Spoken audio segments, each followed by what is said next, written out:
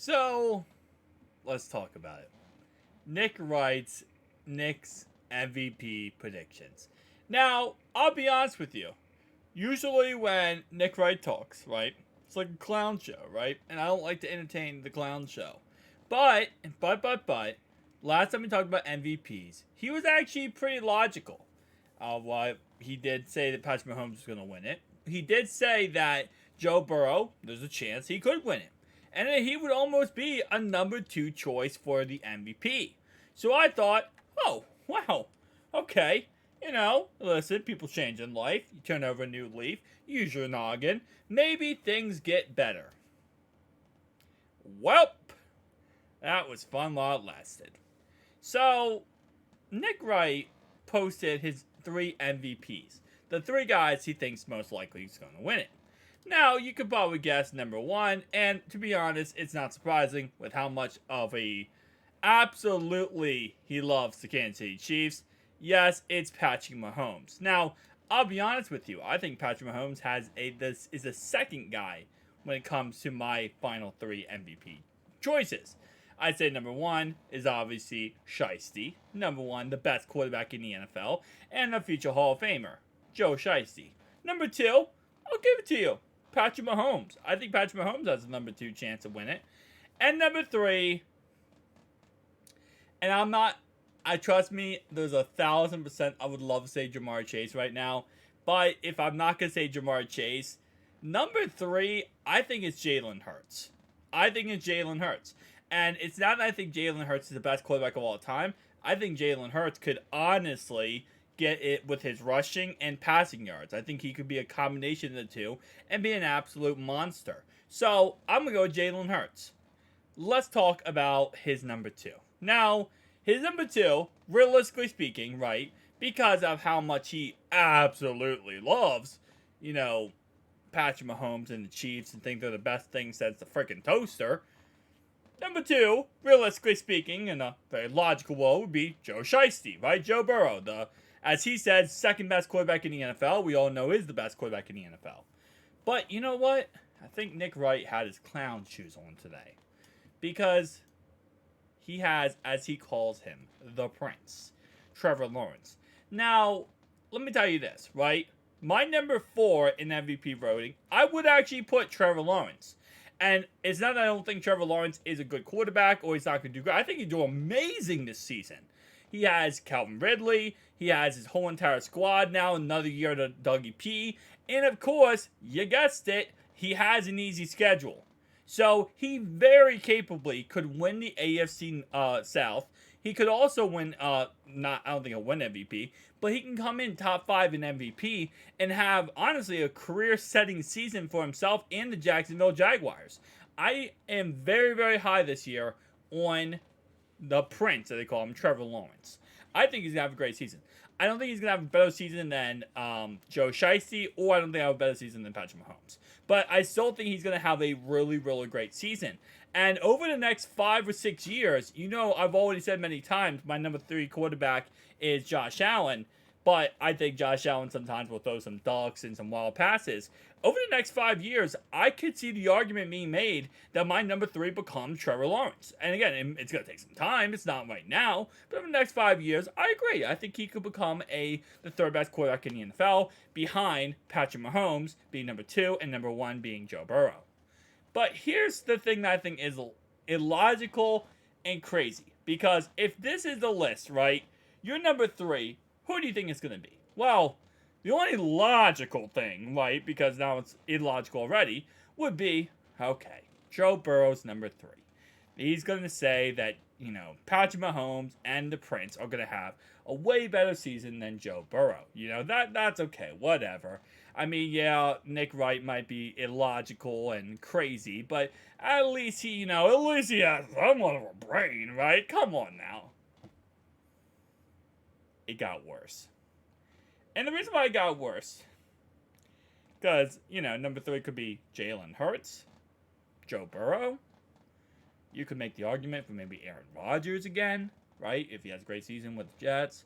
Make an argument for, I don't know, maybe Jay Jettis, Tyreek Hill. There's a lot of quarterbacks, a lot of players, right?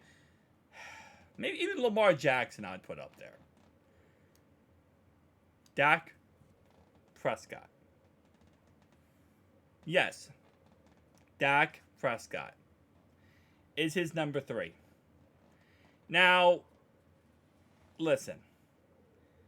I am not the biggest fan of Dak Prescott in general.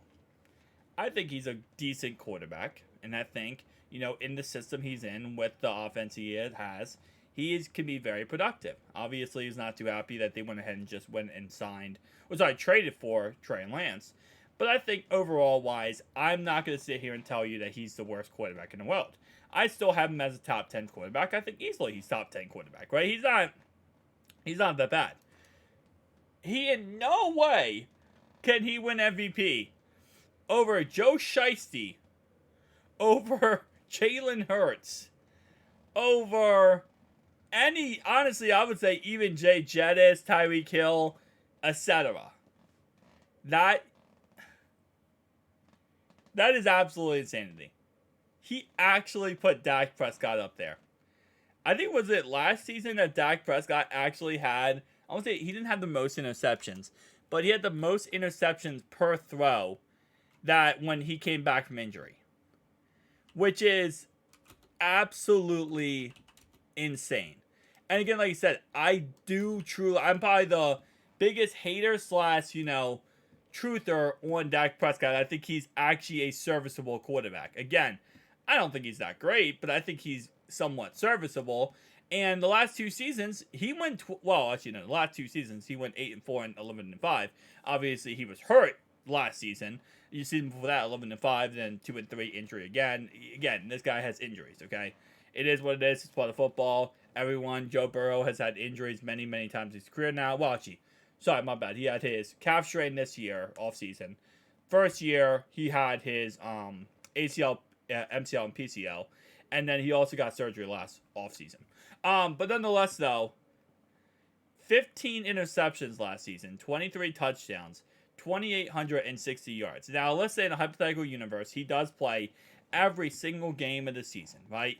Unlike Trevor Lawrence, where I could sit here and I could agree, well, you know what? It is true that Trevor Lawrence is coming off, he's going to be playing a very easy schedule. He also does get, a new player for his team in Calvin Ridley. Dak Prescott is losing Zeke Elliott, which I don't think is that big of a deal. They finally did get the whole Zach Martin situation under, wrap, which I think was a huge W. I'm going to tell you right now. That was probably the biggest W that the Cowboys made this offseason. They also did get Brandon Cooks. They got Stephon Gilmore, which I don't really think is that big of a, upgrade overall wise. I think it's nice to have those guys. Guys are a little bit older. So I'm not too crazy or going crazy about that. But here's what their schedule looks like, okay? And I'm going to go ahead and move this over. Oh, actually, let's move this. Can I move it here? Here we go. So they play the Giants week 1, right? And that's going to be a tougher matchup. Listen, it's never easy to play the Giants, period. Okay? The Giants are going to be a tough schedule, a tough matchup. And let me just double check here real fast. Yeah, there we go. Okay, they play on Sunday night. Okay, so, yeah, they got to play the Giants, which is going to be tough. Now, I believe, is this in Dallas or is this in, they tell me where, okay, so Holmes, okay, so this is the way. So you saw in New Jersey to play the Giants. That's going to be a tough game.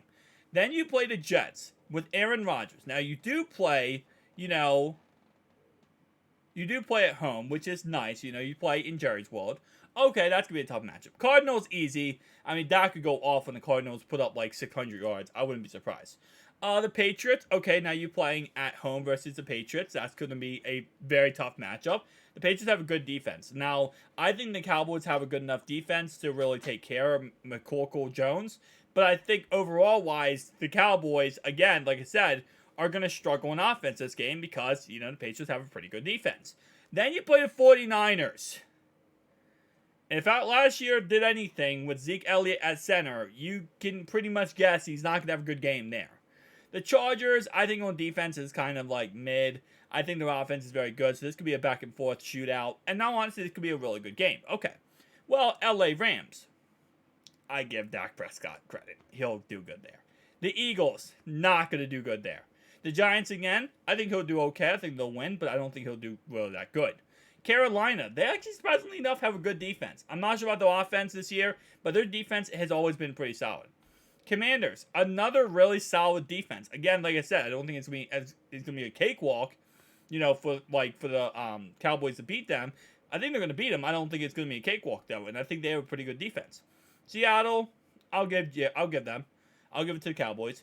All right, Eagles, tough game. Bills, really good defense. Dolphins, really good defense. They have Jalen Ramsey at this point. The Lions, I think, is mid defense. I think they could do good against the Lions. And then the Commanders, again, another good defense. So, to say he's going to have an MVP year with that schedule, come on now. Stop playing. Stop making up, this crazy illogical things going on. Stop it, Nick Wright. You look like a clown. Peace out.